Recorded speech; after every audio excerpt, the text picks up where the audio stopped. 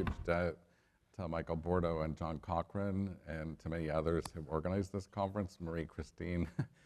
Hopefully many of you know her. She's been amazing for at least 2 decades that I've known her and working behind the scenes and making this kind of conference possible, and of course to Hoover. Other people are going to talk a lot today and probably even tomorrow about John's research. So what I thought I would do in just starting this panel is to give a few remarks about John as a person. And it turns out some of this actually will echo things that Jonathan Levin said a few minutes ago. I was thinking about adjectives that describe John Taylor. One of them is modesty.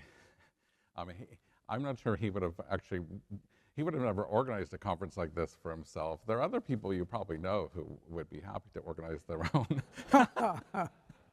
And pick all the people who would say wonderful things about them. That wasn't even needed today, because I think that what we can see from this group and people online too probably is how many really loyal friends and colleagues and fans John Taylor has over his career of many, many decades, and former students and others. So that modesty, I think, is an obvious quality. Another obvious one that you heard in Jonathan Levin's remarks was sense of humor. I just don't. I teach at Dartmouth, by the way, and I have a lot of great colleagues who are just amazing teachers. I don't think any of them have ever dressed up as a raisin. And other things, there's a story, maybe some of you know it, you'll hear about it later, that John would, sometimes in his class, he would have his daughter come and she'd sit in the front row. And at some point in the lecture, she would start raising her hand and interrupting him and arguing with him. And the students were a little puzzled at first, but eventually it kind of became clear that this was kind of a stage. But as a way, because John's a devoted teacher, that this was a way of engaging the students. And so he has just incredible numbers of students over many, many years that have been inspired, and partly by his sense of humor and his wisdom. Okay, so the two qualities that I thought of as most characteristic and most remarkable about John, one is kindness, that you heard from Jonathan Levin, and so I'll just emphasize that a little bit further. And the other is courage of his convictions, which I think we heard a little bit from Mike, and so maybe I can expand on that. But what I would like to end up with, I got to keep my remarks to just a few minutes here, is what is an economist?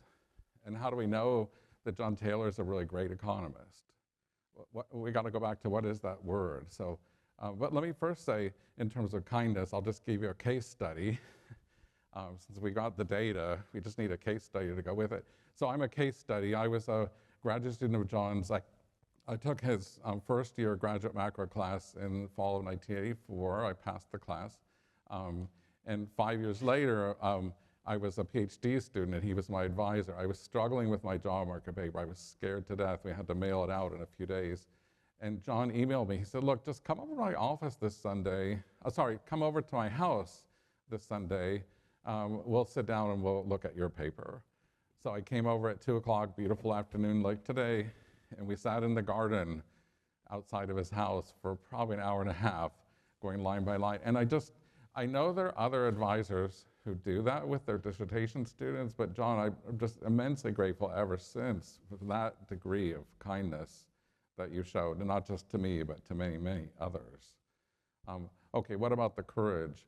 I think what Mike didn't completely capture, you see it in that graph he showed you about citations, is that during the 1980s was the real business cycle era.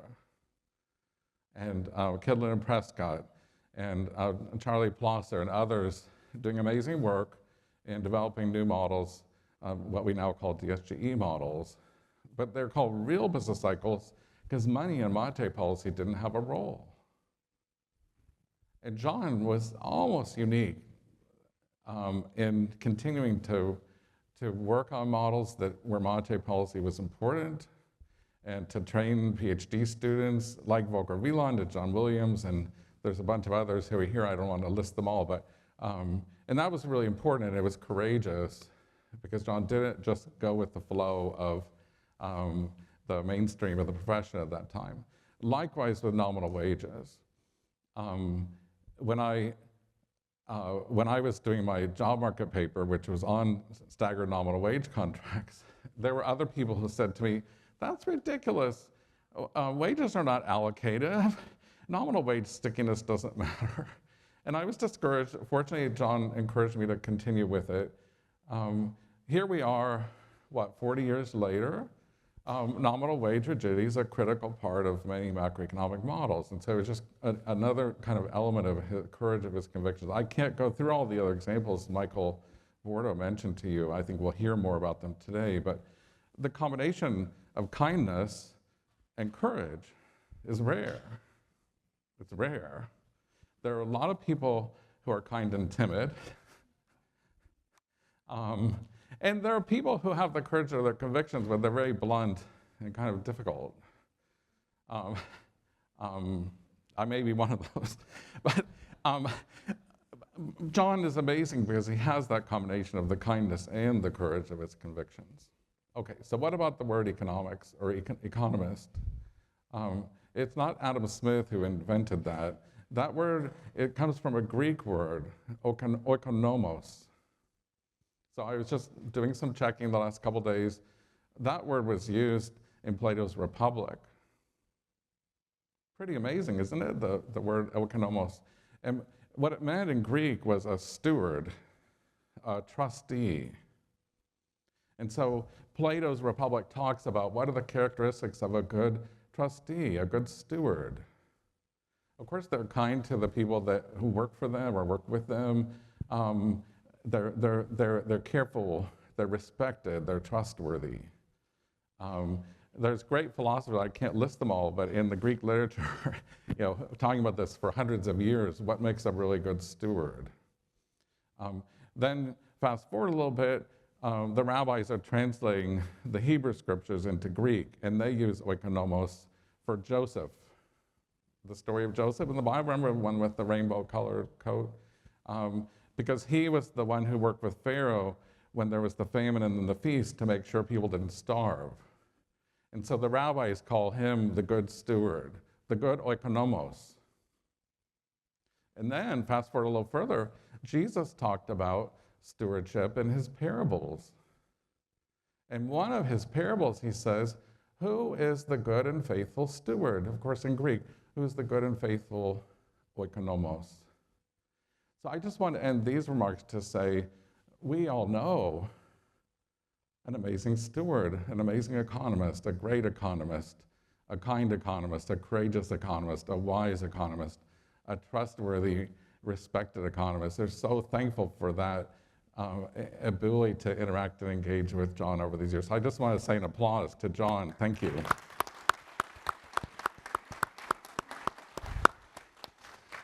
And so with that, we have three really, really distinguished speakers on our panel. We're going to go in alphabetical order, and I'm not going to introduce them because you know all of them already. But Robert Barro will start. Thank you.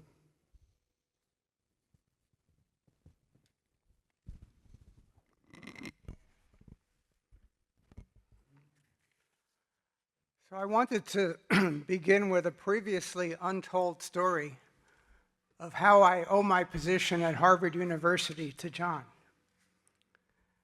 So in 1983, John was a professor of economics at Princeton, and he got an offer of a senior macro position at Harvard. And John was having a tremendous amount of difficulty deciding what to do, particularly whether or not to accept the offer from Harvard. And he kept going back and forth. At some point, he actually bought a house near Harvard and purportedly also accepted the offer at some point, but then changed his mind. So there was a popular joke at the time where you would show a graph of a variable bouncing back and forth between two poles with a rapid frequency. And then the question was, what does this graph represent?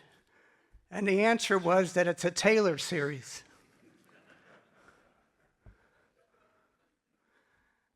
Anyway, John ended up actually turning down the Harvard offer, and moreover, he didn't stay at Princeton, but instead he moved to Stanford in 1984. And I don't really know about that part of the story. John will have to explain how that was the outcome from this process. But not long after this, the next year in 1985, I got a phone call from my previous thesis advisor at Harvard, Zvi Gerlikus. And he said, you know, we think it's time for us to bring you out of the wilderness, by which he was referring to my position at the University of Rochester at the time, and bring you back to Harvard. And he said, we're thinking, how about if you visited Harvard for a while, and then we hope that we can make that into a permanent offer. And he says, you know, we can do this because John Taylor recently turned down our senior macro offer. And he said, well, would you be interested in this? And I said, yeah, that sounds like something good. I would be interested in that. And then Zvi said to me, he said, well, you know, we've decided that we're going to offer this visiting position first to Tom Sargent. And he says, well, suppose Tom turns us down. Would you then be interested in this arrangement? And then I was getting kind of nervous about this approach. And I said, well, that might work out. And then Zvi says to me, he says, well, you know, we've decided that if Tom turns us down, that we're going to offer this position to Bob Schiller. I'm not making this up. And then he says, well, I'll get back to you, he says. Now, after this kind of inauspicious beginning, the surprising part of all this is that it actually did work out in the end. I don't know what happened with Tom and Bob, but I actually did end up visiting at Harvard in 1986 and accepting an offer there in 1987, where I've been ever since. So thanks, John. It was your decision-making that facilitated this position for me. Now, it's already been noted that John's Taylor Rule contribution is a celebrated landmark in economics. It really appears in three major places. One is it's often a component of standard macroeconomic models. For example, a piece of the new Keynesian model. Some people think the new Keynesian model is a worthwhile model. The second thing is that the Taylor Rule is influential in terms of monetary policy, the actions of central banks. And the third thing is it's basically a positive theory about how nominal interest rates will behave in a reactive manner to what's going on in the economy. And overall, it fits remarkably well over a long period of time. Now, there was a massive deviation from the Taylor Rule in the COVID period, really from 2020 onwards through about 2023. And this applies not just in the United States, but also to the OECD area more broadly. Basically, the adjustments of interest rates upward in response to the surge in inflation was very much lagged, and therefore was thought to have facilitated the surge in inflation, which cumulated to a price level jump of something on the order of 10, 15%, depending on which country one is talking about. Now, the standard view is that this deviation from the Taylor Rule was a big mistake, an error from the Federal Reserve and central banks more generally. But in our current research, we're really taking a different viewpoint with respect to this interval.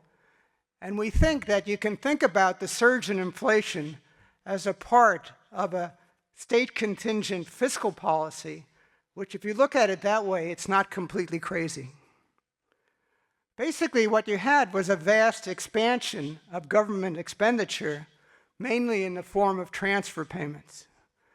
Now, that in itself was probably a big mistake, but if you take that as given, which is what I want to do here, It's basically analogous to a wartime situation, a kind of emergency macro environment. And then the question is, what would you want to do with respect to inflation in that context? So basically, you have to pay for the large increase in expenditure that occurred, and there are only a certain number of possibilities of how you can pay for it. The obvious things are to raise taxes, either now or later, or to cut other forms of government expenditure, either now or later. That would respect the government's intertemporal budget constraint. But there is a third possibility, which is that contingent on this emergency, and the analog again is wartime, you can effectively default on part of the public debt. And that's another way to pay for stuff in a manner that does respect the government's intertemporal budget constraint. Now, the inflation, which was surprising from the perspective of 2019, before you got into the COVID period, essentially wiped out something like 10% or so of the real public debt. So that's a lot of revenue, in effect, generated through that channel. And of course, it works because you have a lot of debt outstanding that's denominated in nominal currency units, such as the US dollar in the case of the US public debt. So another way to look at this is I'm thinking about the central bank as essentially cooperating with the fiscal authority to figure out the best way to deal with the vast expansion of government expenditure. Or you can think about it as a fiscal dominance kind of situation where the central bank is kind of forced to follow given the vast deficits coming from the fiscal side. So this is a kind of response that works only if it's very much limited to emergencies, which are mostly wartime, but perhaps the COVID pandemic is something analogous. But if you looked at the long-term UK experience, for example, where it was essentially on the gold standard going back to the Glorious Revolution or something close to a gold standard, there were two important deviations that occurred over that long period. One was during the Napoleonic Wars, 1797 to 1821 or thereabouts, where effectively the government was able to pay for part of the wartime expenditure through inflation. And then the government also went back to the gold standard after this episode was over. The second case was at the start of World War I in 1914, where the UK went off the gold standard and then never really got back to it in the classical sense that it had been before. But these were two examples of responses to emergencies where a lot of the expenditure was effectively financed through inflation. Now, this approach, we argue in our ongoing research, fits the data very well if you look across 37 OECD countries in the period between 2020 and 2023, which is the relevant period in terms of the surge in spending and the surge in the price level. Empirically, there are three things that matter a lot in trying to explain the difference in the inflation experience across this broad group of countries. So the first one is just the size of the fiscal surge itself, which is not surprising, and that by itself you would think would produce more inflation. But maybe surprisingly, that relationship on its own in fact does not fit very well, turns out. Now, there are two other forces that turn out to be empirically quite important, which fit with our approach of thinking about the inflation as effectively generating revenue as part of the government's intertemporal budget constraint. The first of those elements is how much public debt was outstanding at the beginning. So if you look in 2019 and you look at the ratio of the public debt to GDP, if you have a lot of public debt, there's a lot of stuff that's hostage to the inflation, and you don't need a lot of inflation to generate a lot of effective revenue. If you don't have much public debt, you really can't get revenue by wiping out the real value of that debt because it's not there. So then the prediction from this approach is that the countries that start with more public debt in relation to GDP are actually going to end up with a lower inflation rate. And I found that a very surprising prediction, which I thought was going to be incorrect, but it actually fits the data very well, it turns out. And the third thing that matters is what's the duration of the public debt.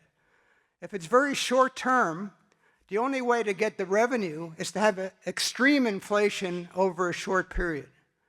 But if the maturity of the debt is quite long, then the inflation response is going to be much smaller. And that turns out also to accord with the data. So it turns out to be true, if you bring in these three factors jointly, you get a lot of explanatory power across these 37 OECD countries in terms of the extent of the inflation. And the United States ends up being basically like an average country in this group. It's not really something very special. So I'm trying to argue here that in some sense, conditioned on the expenditure, the policy, if you call it that, of having the inflation surge may not have been completely crazy. Now I find that when I propose this idea to people who I'm normally in sync with, they tend to get very upset with that idea, and they don't accept this at all. In any case, since 2023 or thereabouts, we've pretty much gone back to the Taylor rule framework. So I think that's favorable looking forward, but at the same time, this massive departure from the Taylor rule during the COVID period may actually not have been such a bad idea also. Okay. Thank you.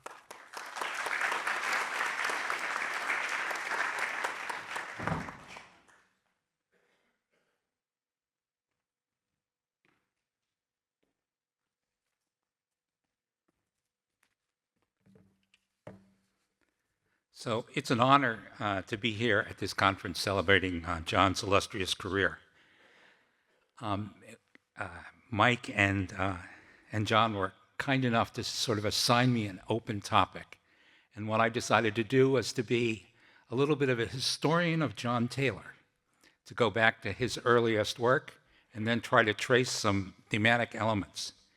And so I'm going to focus on one paper in particular, an October 1979 paper in Econometrica. And that was a paper that it was path-breaking and influenced me and others of my generation pretty deeply. Now, the context of that paper was that John was interested in developing operational macro theory, devising econometric strategies, balancing computational feasibility, parameter parsimony, and data consistency, with a particular emphasis on persistence. So one of the thematic elements of my talk is going to be persistence. His estimated models were used to construct operational policy rules, and I'll show you the Taylor rule circa 1980, which may surprise some people. From his earliest work, he argued that rational expectations meant that systematic policy is desirable. And so I'll talk thematically also about systematic policy. He highlighted in various places the limitations of simple policy formulations when there are unusual shocks or shifts in policy regime. Okay, how do I flip the slides? Green button, okay, very good. So I told you I was going to take you back to the earliest days. I wanted to think about what was John like as a graduate student. And I'm particularly fascinated by intellectual connections in economics. And one of the things that I was led to puzzle over is why do I think that John was influential for me? We've never been colleagues, collaborators. I've never estimated a Taylor rule. But I found, in looking back on his career, there were many places where I paralleled his training, of course, with a lag. I have to say, though, John, I only wish that I'd had T.W. Anderson rather than his time series book. And you can see in John's training as well an interest in control. I was significantly influenced by Greg Chow's textbook on analysis and control. It was inspirational, I know, to Tom Sargent and to many others, and I suspect to John as well. So in any event, with that context, I'm going to take you back 50 years ago. As a young researcher, worked on a paper that he later delivered at the Summer Econometric Society meetings in Ottawa.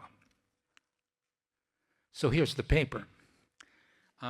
I'm going to adopt a strategy in this talk of frequently not talking to you about what's directly on the slides, but recognizing that you can read. And so I've got the title of the paper, and I've highlighted some elements of red where I'm trying to draw your attention to the thematic elements. And we can see in this context, John is already thinking about systematic monetary policy. Now, at the time, systematic monetary policy was widely viewed, or at least widely viewed in the wilderness of Rochester, as irrelevant for real economic activity. Taylor took a very different perspective. To be clear, I was one of those real business cycle evil guys that were discussed in some earlier presentations. John placed expectations at the center of his work, and he wanted to estimate a small structural model of inflation and real activity and calculate an optimal monetary policy rule.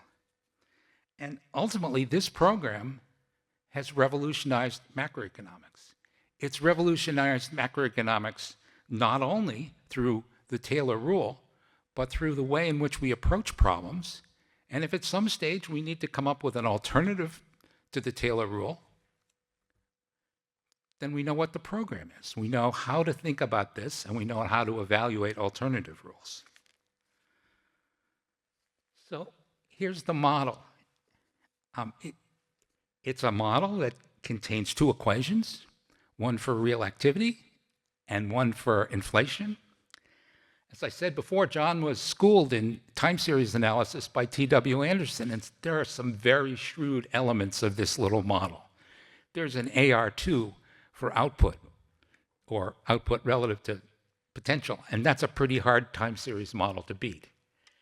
There's an inflation equation that's got it's for this change in inflation, and it has a moving average term. And as Nelson and Schwartz later showed, that's a really hard model to beat for inflation. Now, John's got some additional structural elements, expectational elements. His equation 2, which is his Phillips curve type relationship, has expected output in it because, as he explains in the appendix to this paper, he's got a view that prices are set in advance and the relevant output gap is the one when firms are setting their prices. And this model is also shrewdly designed because it lets you use Chow-type methods to do optimal control in the presence of rational expectations. Now, the control variable in this model was the money stock. The state variables were past inflation, the past inflation error, and output lags. And so the model was set up to let the researcher and its structure determine how much real stabilization, how much inflation accommodation, and so on. And in this 1979 paper, there are some old friends, but at that time they were not well known. There was, in particular, the Taylor curve providing a trade-off between volatility of inflation and real activity, a proposal to replace the Phillips curve for the purpose of monetary policy. And if one looks at monetary policy discussions, that replacement is pretty complete. Now, John, in this picture, also highlighted that U.S. historical performance had been inefficient. Inefficient in two ways. Inefficient relative to the curve, but also inefficient relative to a simple, constant growth rate money rule. Now, that model was long and complicated, and one of the things that is been representative of John's program, we heard a little bit about this earlier, is the idea of teaching.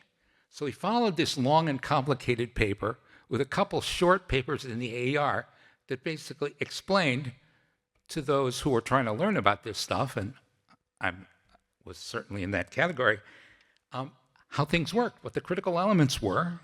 The first thing that he did was he characterized what the optimal policy looked like from this control problem. And he found that one particular money growth rule dominated both the constant growth rate rule for economic stabilization reasons, but it did not involve any accommodation of inflation shocks, despite the fact that the model structure might naturally lead to an accommodation of inflation. In another short paper, and these papers are beautiful because they extract just the amount of math that you need, and they put just the type of words around it that you need. And so it's great if one goes back and looks at this. You can see John critiquing prior U.S. monetary policy and as involving excessive inflation accommodation. You can see him also struggling to try to figure out what the new regime under Volcker was going to look like. And this is written in late 1981, and that's pretty much where we were.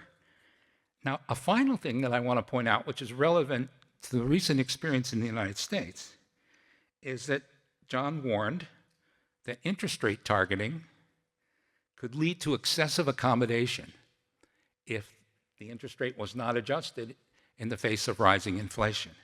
And that really amplified and echoed earlier warnings that Friedman and William Poole had made about what happens if you're running an interest rate policy. Now, at the time, that wasn't the policy, but in short order, it became the instrument of monetary policy. Okay, now, the next thing I'm going to do is I'm going to fast forward to the 1990s, and in particular, I'm going to look at the 1990 economic report of the president. John, in this report, brought the language of modern monetary and fiscal policy to the public document about economic policy in the United States. And it contained substantial rhetoric that I find attractive. And in fact, a good bit of that rhetoric was something that was invented by John. And written with Mike Boskin for the administration of George H.W. Bush. That report really makes one proud to be a certain type of economist. And it also highlights a path of fiscal discipline that the United States did not later take. It's great reading. I recommend it to you strongly, even if you're not a history buff in the way I am. Now, everybody else is going to talk about rules versus discretion and that classic paper. In that paper, John advances the language of systematic policy, which I describe here on this slide as a kinder, gentler version of policy rule. And what I encourage you to go and read that paper, because for people who think that John is doctrinaire, the openness to understanding the limitations of rules-based policy in particular circumstances, this great discussion of what to do in the wake of a Kuwait-driven spike in inflation.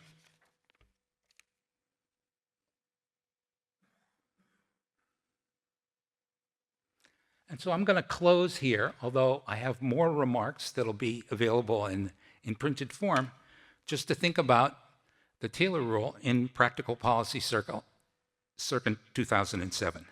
People have alluded to this previously. There are two fantastic papers in the Federal Reserve Bank of St. Louis's review, one by William Poole, where he talks about using the Taylor Rule to understand the Fed, speak about it to citizenry, but also makes the case that the markets had learned the Taylor Rule at this time. And the Fed was responding to new information, the markets were responding to new information, and that could make rules-based policy look unpredictable. And then finally, there's a very nice paper by Orphanides and Leland talking about a rules of thumb interpretation of the Taylor Rule. More history available later.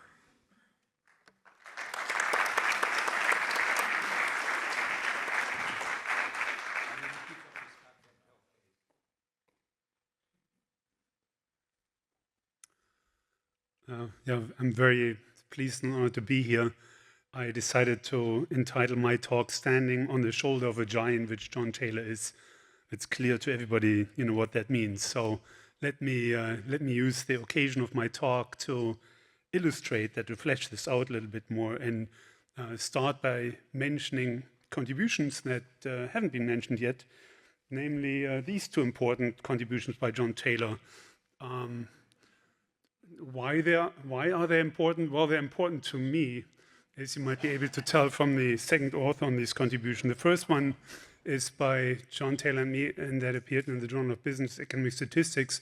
It was a comparison of numerical methods. At the time, the challenge was how to solve macroeconomic models. They were often nonlinear. So how to do this, and a couple of researchers had a variety of proposals out there. So Chris Sims was my advisor, and John Taylor got together an NSF group, I believe, and got these researchers together to compare these methods. And they tasked themselves with comparing these, these various methods. They had a conference here in Stanford, I believe, and then there was another conference in Minneapolis. At the Stanford conference that I hadn't been part of, the agreement was that all these rules, all these methods pretty much arrive at very similar solutions. And then I think it was you and Chris instigated the authors to also, send in simulation methods, and then send in simulations and then compare the simulations. So they arrived, and then Chris was supposed to do the comparison, and Chris then kindly had me do the comparison instead as a research assistant. So that's how I got on the project. And I'm very grateful to John that he then didn't leave the project, now that Chris had bailed. Anyways, that paper came out, and I think it has become a benchmark in the comparison of numerical methods ever since. There have been lots of imitations, and as they say, imitation is the most sincere form of flattery.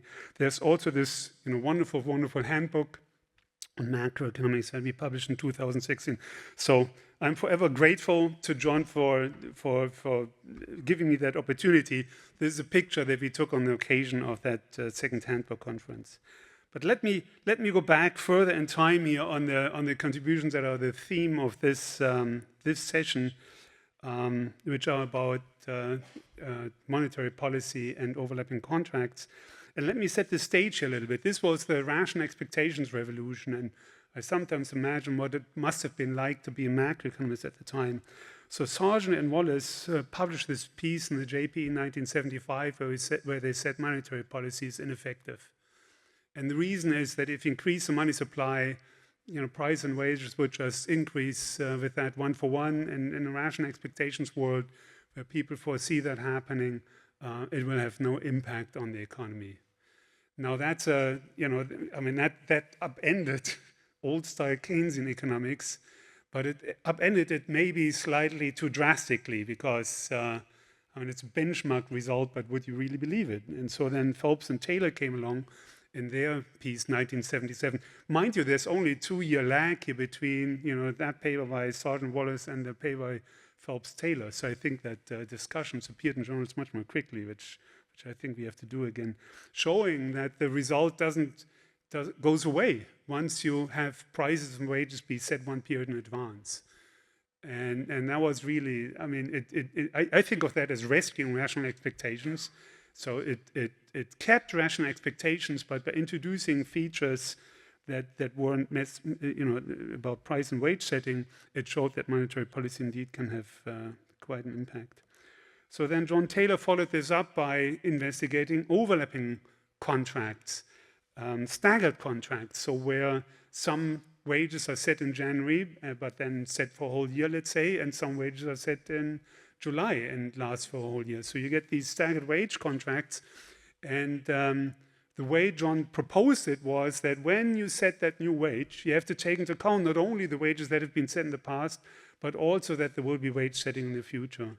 And as a result, the wages that have been set for 1 year will have then impact on the economy that lasts a lot longer than that year. There will be persistent effects.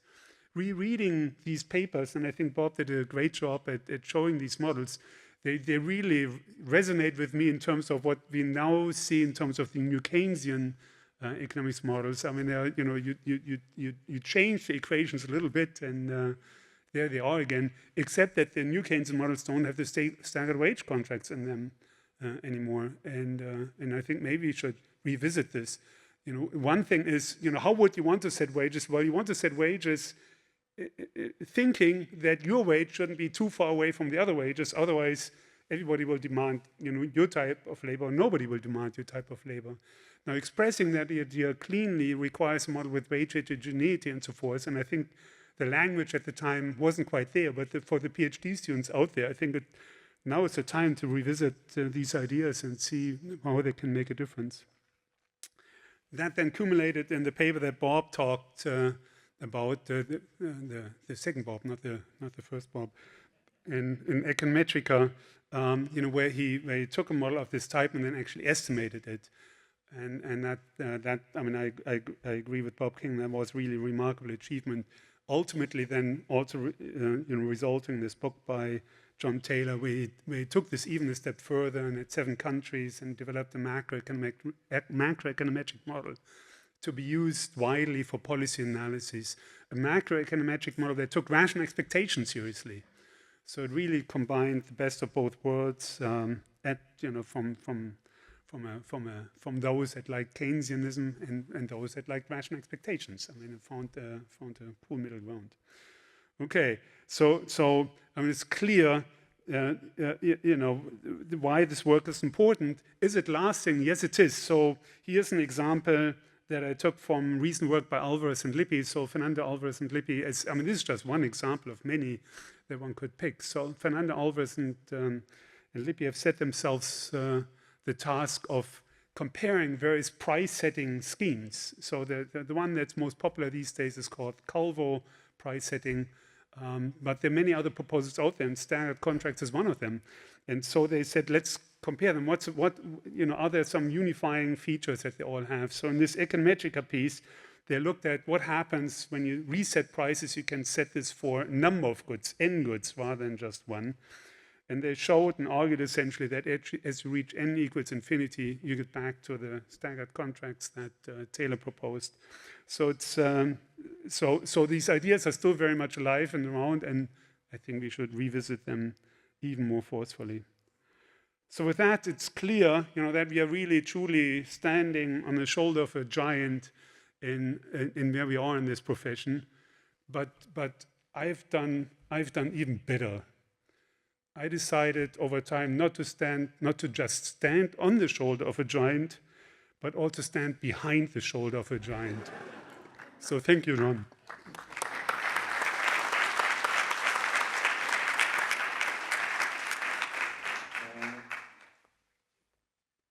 So the great news is we have about 15 minutes for Q&A, but I'm just going to take the prerogative as the chair to ask for an interaction between the two Bobs, I think.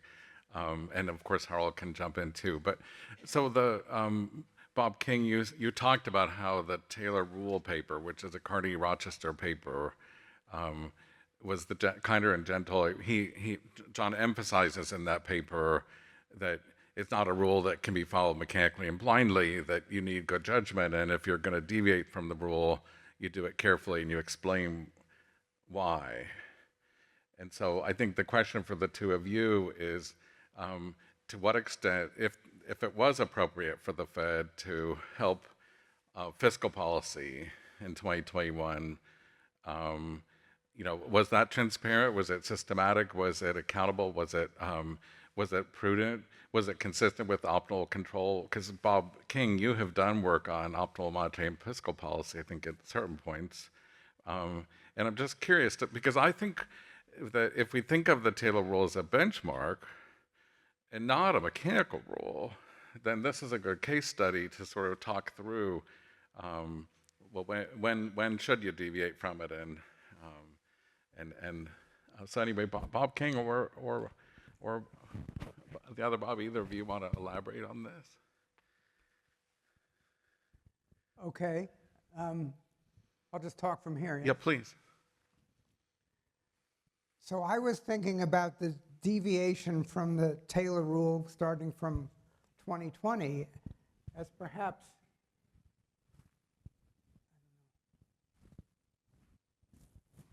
as perhaps being a reasonable response in the context of an emergency situation. But I'm sure if you talk to anybody at the Federal Reserve, some of which I've done, they wouldn't describe what they did in those terms. They wouldn't say that we purposely engineered this inflation surge and we had a good reason for doing it. They would say that they didn't understand initially that the inflation surge was setting in, and that was why they reacted very slowly in terms of adjusting interest rates.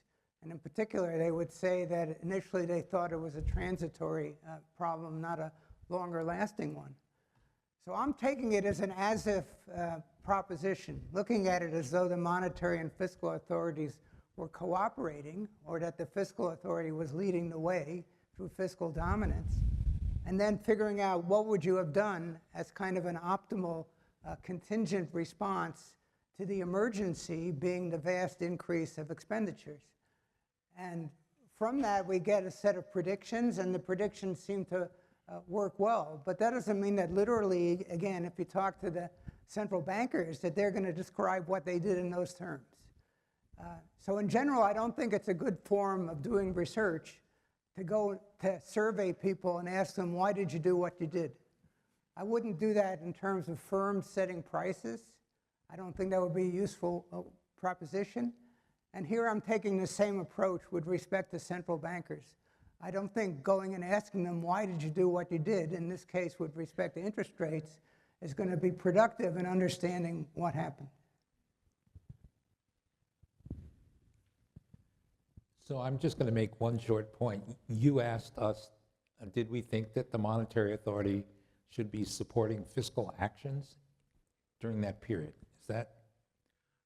No, I was really asking a broader question about systematic, transparent monetary policy.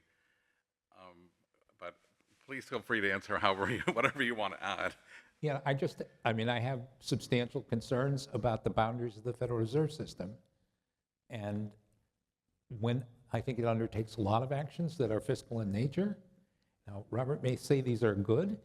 I don't think always they are, and I think we need to have sharper lines. That's something that I have to tell you, I've read 25 Taylor papers in the last month. And that comes through in a number of John's papers as well, about wanting to establish the boundaries of the central bank. By the way, Michael. Can I just please. follow up one thing? There's obviously a tension here because it's important that the central bank be committed to something that looks like price stability. And then if you get to deviate from that by declaring an emergency, it obviously has potential problems. That's why this kind of contingent reaction only works if it's very limited to emergency type situations, of which the most obvious example is wartime. So that's why I thought that the COVID experience was analogous to that, and that you might kind of get away with that deviation to get a kind of efficient form of public finance in terms of how to pay for a substantial part of the spending surge. But there is this tension which has to do with the importance of commitment of the central bank to something like price stability. So one of the contributions that Michael Bordo emphasized in that timeline, it went by pretty fast, so you may not have noticed it, is how important it was that John Taylor and others here started this series of monetary policy conferences. I think over the years, many of us have been to many of them. Those have been really important. And I think back 3 or 4 years ago, 3.5, let's say, Monica Piazzesi gave the dinner talk about how the Fed was way behind the Taylor curve and how the Taylor rule, and how it probably needed to raise rates to 5% or more at a time when rates were still close to zero. And there were some people in that audience at dinner who were kind of like, what, 5%? But it turned out that actually getting back onto the Taylor rule was the right thing to do. So with that, I think Lee Ohanian had pre-requested to get the first question. So Lee, do you want to take that, and then we can go from there. Others, we'll try and get as many as we can. Andy, thanks for taking my bribe to put in the first question. This is really more of a remark. First, thanks to Robert, Bob, and Harald for some really interesting comments, and Andy, thanks for moderating. One thing that really always struck me about John's work is that in macro and monetary economics, there's really, I mean, the way I see it, there's sort of four aspects. There's theory, there's econometrics, there's computation of equilibrium, and then there's kind of putting them all together in applied work. And what's remarkable about John is that he's at the forefront of all four of those. And what really struck me by John is that his time must have been in so much demand, and yet he found the time as a very committed public servant to serve our country. So John, thank you for doing that so much. But if any of the panelists like to pick up any of these other papers that weren't discussed, John, your work in theory on convergence to rational expectations really influential and influenced some of Sargent's work and Evans and Hunkapoya. Also your work on non-uniqueness and rational expectations models. Your work with Ray Fair on solving nonlinear models was like way ahead of its time, in my opinion.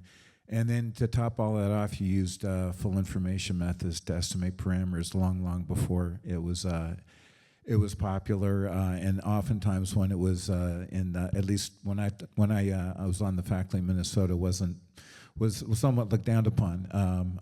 But I think we know how that debate advanced over time. So John, thanks so much. And if any of the panelists would like to follow up on these, I'd love to hear their thoughts. So I saw Sebastian, right? No, is it? Yeah. Thank you, Andy. This is a great session, and thanks to John Taylor. One of the things that I loved about this session is the history of thought component and the fact that Bob and Harald and also Robert Barro went back all the way to the late 70s and how influential John Taylor was. And I'll get back to that during the last session. But I think that this is a great opportunity to ask Robert Barro whether the Barro-Gordon model, or how was it impacted by John Taylor's early work, the Econometrica 79 paper and the 1980 paper. I was at Chicago, I was a classmate of David Gordon, so I remember how the Barro-Gordon model was developed. But what's the connection now that we're talking about things that happened at that time and that were very influential? That would be very interesting to know, I think, Andy. Thanks. So do you want to go ahead and respond? Ron? Sorry. Well, the most influential paper at the time for us was Kydland and Prescott, which we were thinking of. And David Gordon had been working on his PhD thesis at the University of Chicago under Bob Lucas at the time.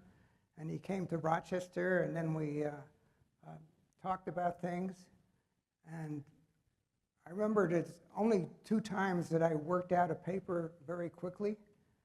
And I worked out that paper on an airplane using the guidance I'd gotten from David beforehand in terms of what he was working on.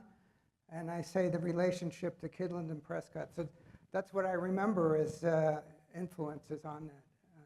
And of course, in terms of the remarks I said about the importance of commitment of the central bank, a lot of that is related to the work that I did at the time with David.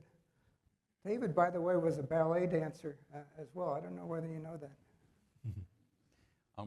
So another thing that picks up with Michael Bordo's timeline is, there was this debate about, well, are prices sticky or wages sticky? And I remember that debate all the way through graduate school. And then finally, Larry Cristiano, who I see, and Marty Eichenbaum and Charlie Evans, wrote a paper that said, well, we could actually look at both of those together and estimated a model that was built up partly from Kydland Prescott, but partly from John Taylor's staggered wage and price contract sort of ideas. And it turned out actually that the sticky wages were important in the model, and that I think paved the way toward a lot of the work that's been done at many central banks around the world about thinking about systematic policy and comparing policy rules. The kinds of models that Volker Wieland has in his database all trace back to that work. Okay, I saw Michael Boskin had a... Question for Bob Barro. In your research that you were quoting, did you look at the share of public debt that's externally held? Because one might think it's a lot easier to default on foreigners than your own voters. So we were looking at the mechanism of surprise inflation as a way to wipe out real value of public debt. So given that, the emphasis is on domestically denominated public debt, so US dollar debt in the context of the United States. And foreign debt would be different. And foreign denominated debt, particularly important for other countries, would be different, and so would inflation index debt would also be different. You wouldn't have the same mechanism for essentially having a capital levy on the real value of the debt through surprise inflation. I wasn't interested in foreign denominated debt. I was interested in US debt held by foreigners, which a large fraction of our debt is held externally by foreign central banks, by foreign pension funds, insurance companies, et cetera. Yeah, there's a paper by Jaume Ventura related to that. For example, he argues that it's important that debt held by foreigners and debt held by domestic residents be pooled into a common market, basically as a way for the Fiscal Monetary Authority to commit not to wipe out the debt that's held by the foreigners. And he argues that that's important to be able to issue debt to foreigners in the first place, that it's an important commitment device in that respect. This didn't come up so much in the current research that we were doing, but there's other work related to that. So I think John Cochran wanted to. Thank you. I want to pick up on this deviations from the Taylor rule that you guys mentioned, because I think that's really important. And my office was next to John's for several of my first years at Hoover, which was wonderful. But I learned you can get John grumpy. And here's one way to get John grumpy. You say, I never did this, but I saw other people do it. The Taylor rule, the Fed should follow the Taylor rule as a mechanical rule. And John will get very, very grumpy if you say that, because that's not the idea. And that's not, John's genius was to bring this as a framework for policymaking, not as something mechanical. So there are supposed to be deviations. The Fed should compute the rule, look at the rule's recommendations, and then explain, if we're going to do something different, we explain why we're deviating from the rule. But that doesn't mean you never deviate. You brought up some examples. Two have come to mind recently. In the depths of COVID, the unemployment rate was like 25%. Output was like 50% of, I don't know what the numbers were, just catastrophic fall in output. But it would not have been appropriate to meet that fall in output with a huge monetary stimulus, because we all understood there's a pandemic out there. Well, this is a time to say, here's what the Taylor rule says, here's why we're not doing it. Another example might be right after 9/11. The Fed saw a terrorist attack, interest rates to zero, flood with liquidity. Well, of course, inflation and unemployment hadn't gone anywhere yet. Well, there's a time to, here's the Taylor rule, here's why we're not doing it. But what the Taylor rule does is it wakes you up. The Fed in 2021 might have said, whoa, inflation surging. Taylor rule says do something. Why are we not doing something? So it helps to wake you up, helps you to not do discretionary policy mistakes, and it anchors expectations. Every economist would love to work out a optimal policy model where, of course, the Fed should respond to 527 different variables optimally, according to my model. Well, models differ, and of course, that's very hard to communicate to people, to make the Fed accountable for, and to be the benchmark for expectations. So we just choose the two most important ones. That's where we're going in the long run future. That stabilizes the expectations, and then we explain why we're doing things otherwise. So it's a framework for policy, and I just want to cheer. Well, lots of us come up with fancy equations, but John turned it into a systematic framework for policy that you deviate from sometimes for good reasons, and you deviate sometimes for bad reasons. Don't do those. So we're just about out of time. I just want to close with an analogy that builds on what Harald said earlier about the shoulders of the giant. So if you're at an airport or bus terminal or Grand Central, and you're looking for someone, it really helps a lot if they're tall, right? Because you can see their head sticking out over everyone else. And so in some way, that's what we would think of as a giant. The giant is someone who can look way ahead, who can see things that other people can't see yet.